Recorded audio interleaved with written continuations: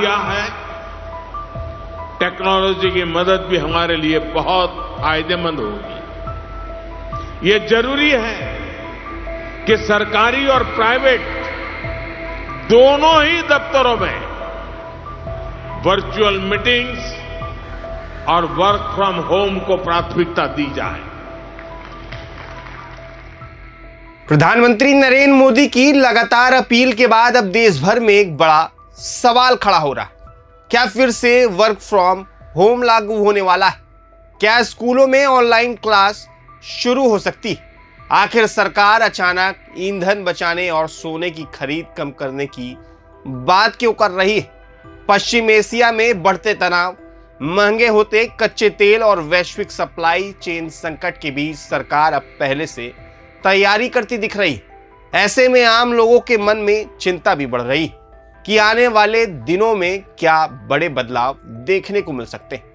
नमस्कार, मैं हूं अभिषेक सिंह और आप देख रहे हैं प्रभात खबर। दरअसल प्रधानमंत्री नरेंद्र मोदी ने गुजरात के वडोदरा में एक कार्यक्रम के दौरान देशवासियों से अपील की, जहां संभव हो वहां वर्क फ्रॉम होम अपनाया जाए, ऑनलाइन मीटिंग्स की जाए और स्कूल भी ऑनलाइन क्लास की व्यवस्था पर विचार करें। पीएम मोदी का कहना है कि जिस तरह कोरोना काल में तकनीक की मदद से देश ने कामकाज जारी रखा था, उसी तरह अब भी ईंधन बचाने के लिए टेक्नोलॉजी का इस्तेमाल जरूरी है। अब सबसे बड़ा सवाल यह है कि क्या सरकार पूरे देश में फिर से वर्क फ्रॉम होम लागू करने जा रही? तो इसका सीधा जवाब है, अभी तक केंद्र सरकार की तरफ से कोई आधिकारिक आदेश जारी नहीं हुआ है। यानी फिलहाल पूरे देश में अनिवार्य वर्क फ्रॉम होम लागू नहीं किया गया है। लेकिन प्रधानमंत्री की अपील के बाद माना जा रहा है कि कई बड़ी निजी कंपनियां अपने कर्मचारियों को फिर से हाइब्रिड या वर्क फ्रॉम होम मॉडल पर भेज सकती है, ताकि ईंधन की खपत कम हो सके। असल वजह क्या है, इसे समझना बहुत जरूरी है। पश्चिम एशिया में लगातार तनाव बढ़ रहा है। ईरान, अमेरिका और खाड़ी क्षेत्र से जुड़े हालात के कारण दुनिया भर में कच्चे तेल की सप्लाई पर भी असर पड़ते हुए दिख रहा है। सबसे बड़ी चिंता स्ट्रेट ऑफ हॉर्मुज को लेकर है, जहां से दुनिया का बड़ा हिस्सा तेल सप्लाई होता है। अगर वहां हालात और बिगड़ते तो अंतर्राष्ट्रीय बाजार में तेल की कीमतें और तेजी से बढ़ सकती है। जेपी मॉर्गन जैसी बड़ी अमेरिकी वित्तीय संस्था ने भी अनुमान जताया है कि कच्चे तेल की कीमतें $100 प्रति बैरल से ऊपर बनी रह सकती है। इसका सीधा असर भारत जैसे देशों पर पड़ता है, क्योंकि भारत अपनी जरूरत का बड़ा हिस्सा विदेशों से आयात करता है। तेल महंगा होगा या पेट्रोल डीजल महंगा होगा, ट्रांसपोर्ट महंगा होगा और फिर रोजमर्रा की चीजों के दाम भी बढ़ सकते हैं।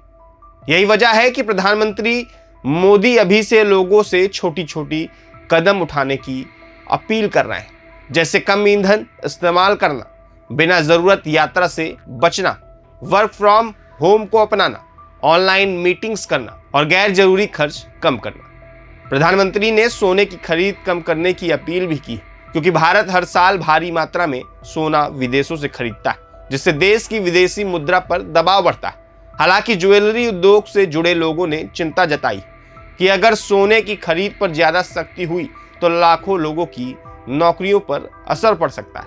अब लोगों के मन में एक और बड़ा सवाल है, क्या देश में पेट्रोल डीजल की कमी होने वाली?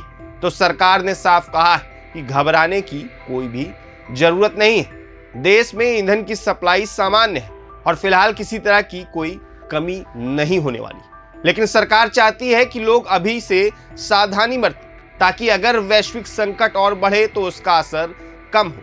यानी साफ शब्दों में कहें तो अभी देश में लॉकडाउन जैसी कोई स्थिति नहीं, लेकिन सरकार पहले से तैयारी मोड में आ गई। आने वाले दिनों में कई कंपनियां कर्मचारियों को घर से काम करने का विकल्प दे सकती है और स्कूल भी जरूरत पड़ने पर ऑनलाइन क्लास की तरफ बढ़ सकते हैं। अब देखना होगा कि पश्चिम एशिया का संकट आगे कितना बढ़ता है और उसका असर भारत की अर्थव्यवस्था और आम लोगों की जिंदगी पर कितना पड़ता है।